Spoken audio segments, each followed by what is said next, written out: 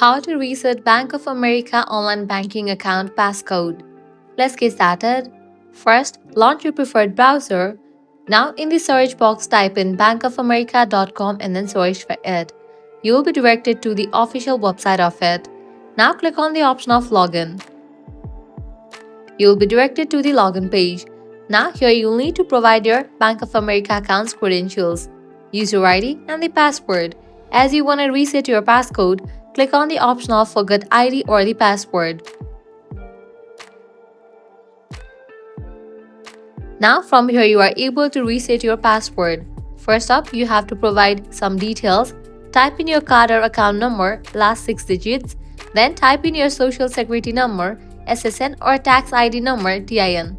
In the case you don't have SSN or TIN, you can click on this option and get it.